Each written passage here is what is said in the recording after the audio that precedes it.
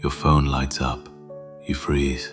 It's someone you like, maybe even love, but the sound feels heavier than the silence you were enjoying. You tell yourself you'll call back. You don't. You scroll instead. Texts feel safer, slower, controllable. You can think, edit, retreat.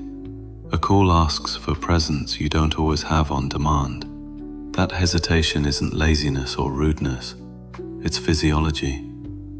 Your body is predicting social exposure the same way it predicts physical threat, and pressing decline feels like regaining control of your heart rate. Once, phone calls meant delight, voices, laughter, connection. Then they became summons, emergencies, demands, obligations. Conditioning rewired association. Ringtone equals responsibility. For many, this began in adolescence, when phones shifted from play to performance. You learned tone management, how to sound fine even when you weren't. Every ring meant potential judgment. Repeated enough, your brain linked the sound to anticipated evaluation. The amygdala memorized that microflinch, and now adulthood replays it every time your screen glows. Behaviorally, it's the same mechanism as conditioned anxiety. Neutral cue, past tension, avoidance, reward. That's why texting feels clean. Dopamine from control replaces cortisol from immediacy. Phone anxiety lives inside the social engagement system of the vagus nerve. When you talk, facial muscles, voice tone, heart rhythm, and hearing synchronize. It's the ventral vagal state, safe connection mode. But when uncertainty enters, what will they need? Will I say the wrong thing? The vagal brake slips, sympathetic arousal rises, and your larynx tightens. You don't choose to avoid. Your body interrupts speech before thought. Studies show introverted and high-sensitivity temperaments display increased amygdala activation during live conversation versus text. The brain flags unpredictability as costlier. A phone call is unscripted reciprocity. It demands real-time empathy. And for overstimulated nervous systems, that's metabolic work. Texting moves through the dorsal pathway. Low energy, low risk, asynchronous. Calling engages ventral reciprocity. High energy, high risk, high reward.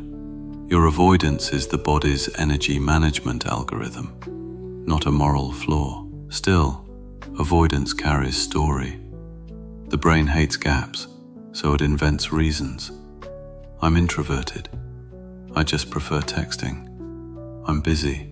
But underneath lies a meta-belief. Availability equals obligation. That's why even friend calls trigger fatigue. The inner rule says, if I answer, I must perform ease. Cognitive behavioral mapping shows this as anticipatory self-monitoring.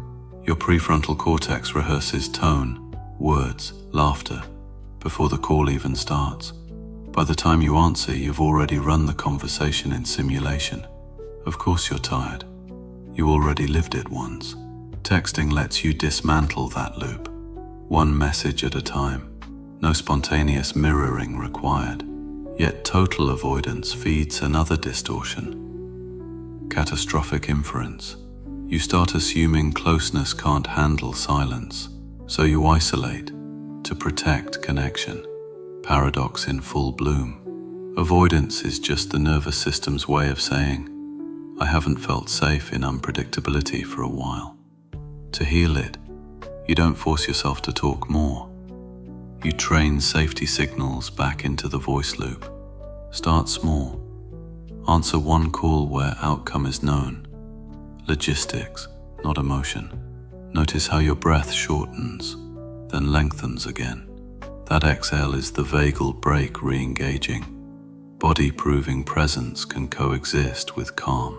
Remind yourself, a pause on the line isn't failure, it's regulation. It means you're letting the social system reset instead of perform. Maybe you'll never love spontaneous rings. Maybe you'll always need that beat before you answer. Maybe that's not avoidance at all. Maybe it's self-management finally learned, because connection was never meant to feel like alarm. It was meant to sound like recognition, a voice reminding your body it's safe to be real again.